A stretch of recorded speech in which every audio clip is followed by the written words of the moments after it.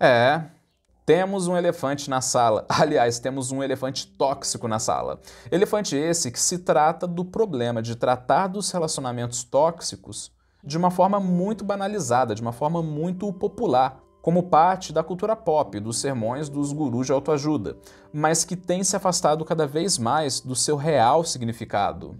Então agora vamos falar sobre as relações tóxicas e o lado cringe da banalização do narcisismo. Olá, seja bem-vindo a mais um vídeo do canal Hoje na Psicologia. Aqui falamos todos os dias sobre temas ou notícias atuais do universo do comportamento e da mente humana.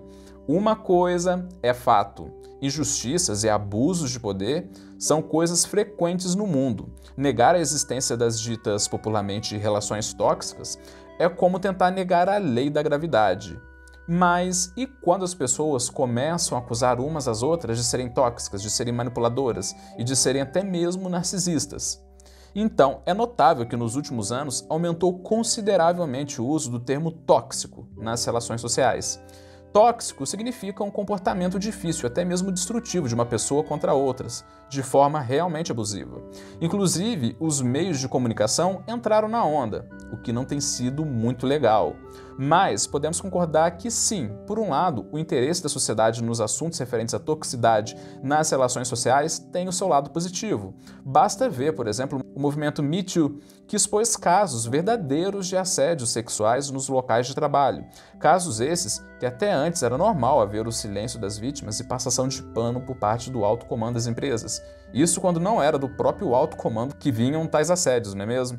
Mas o problema é quando os termos da área clínica acabam caindo no gosto popular e as pessoas começam a dar diagnósticos totalmente equivocados e às vezes até mesmo alguns profissionais de saúde mental entram nessa jogada. Como, por exemplo, discutir se tal pessoa pública é narcisista apenas porque ela tem dificuldade em lidar com críticas. Acusar o adversário ou um desafeto de narcisista.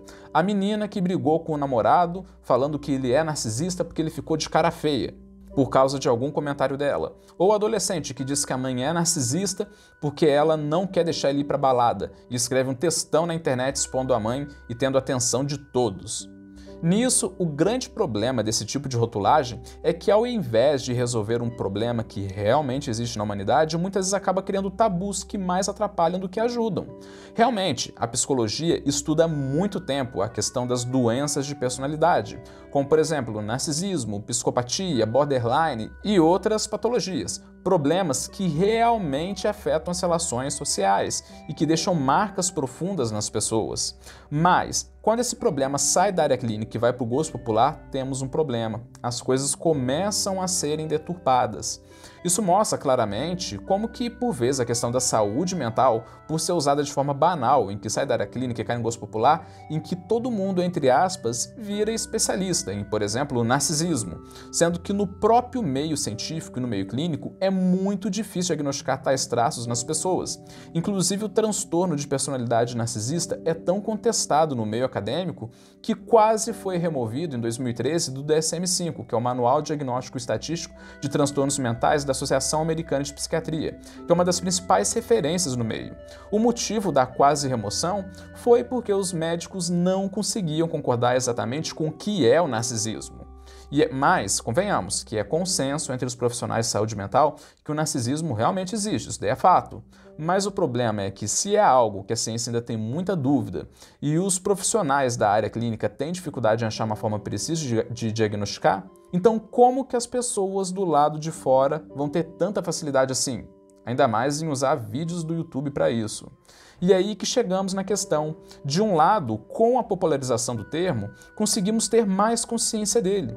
Porém, em contrapartida, há também uma banalização em que um comentário à parte que alguém solta já pode, entre aspas, cair em um diagnóstico de narcisismo, feito por um canal no YouTube. Com a psicopatia, ocorre a mesma coisa. Realmente, a psicopatia existe na área clínica, mas o problema é que os diagnósticos são imprecisos e difíceis.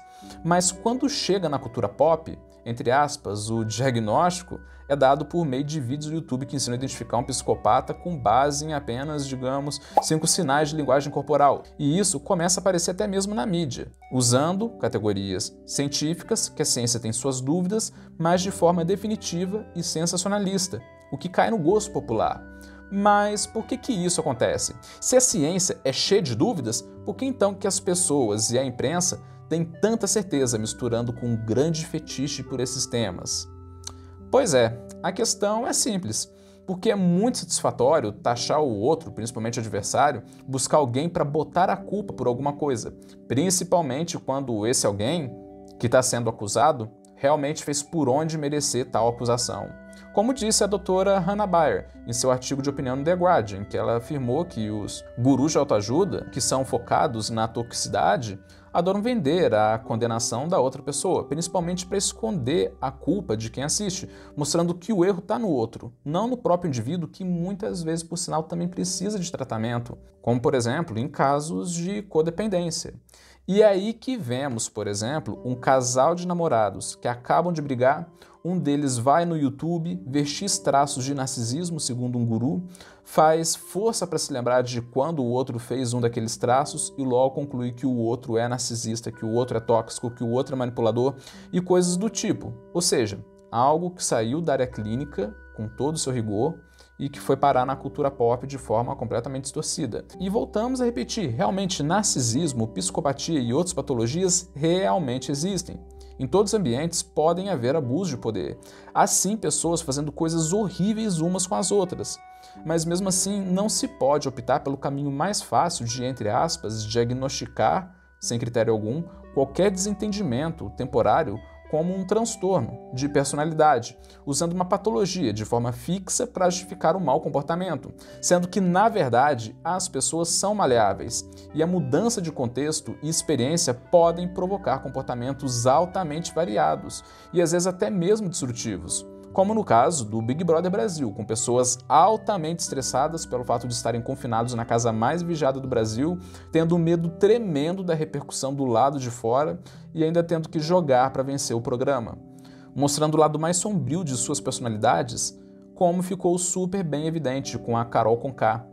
E o pior disso, como falamos no vídeo em que comentamos sobre a entrevista da Carol Conká ao Whindersson Nunes, o pior disso é ver profissionais de psicologia e médicos muitas vezes indo por esse caminho, diagnosticando pessoas sem fundamento clínico, com base em comportamentos isolados apenas para atender a demanda de jornalistas e aproveitar um pouco dos holofotes, sendo que teve, na época da Carol Conká, uma verdadeira corrida por diagnósticos dela, mas nenhum com fundamento clínico. E quando falamos nos gurus de relacionamentos abusivos, isso pode até atrapalhar mesmo nos casos verdadeiros. Por exemplo, uma verdadeira vítima de narcisista, em grande parte dos casos, ela também precisa de ajuda psicológica para poder fechar as portas dos abusos. Não é por acaso que vemos muitas pessoas saindo de relacionamentos abusivos, relacionamentos ruins, relacionamentos terríveis, mas logo depois entrando em outros piores, porque algumas pessoas têm isso como padrões inconscientes. Padrões esses que têm que serem trabalhados pela prática clínica, o que somente pode ser oferecido por um profissional devidamente capacitado, ou seja, de um psicólogo, que vai tentar ajudar a fechar tal porta inconsciente. Não um guru do YouTube que por vezes vai ficar masturbando o problema, mostrando que o outro é o vilão, malvadão, opressor, sendo que é muito mais fácil culpar o outro, principalmente quando esse outro mereceu, do que buscar ajuda profissional para entender e solucionar o problema. Nisso fica o questionamento: como podemos conscientizar as pessoas das questões envolvendo problemas de personalidade, como narcisismo, para que elas se protejam e busquem ajuda, mas, ao mesmo tempo também, sem essa banalização do termo? Essa é a questão. Mas uma coisa é fato: temos um elefante na sala. Aliás, um elefante tóxico na sala. E isso tá ficando cringe, como tá na moda falar.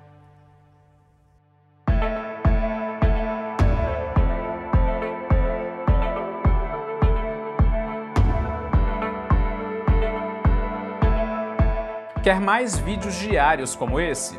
Então se inscreva no canal e ative o sininho. E nos ajude na nossa vaquinha online para a gente montar o nosso estúdio profissional de criação de conteúdo. Ao ajudar com qualquer valor, você se torna um dos membros fundadores do projeto, tendo o seu nome na lista que vai aparecer na descrição de todos os vídeos do canal. Entre para a vaquinha clicando no primeiro link da descrição ou no primeiro comentário. Até mais, te espero no próximo vídeo.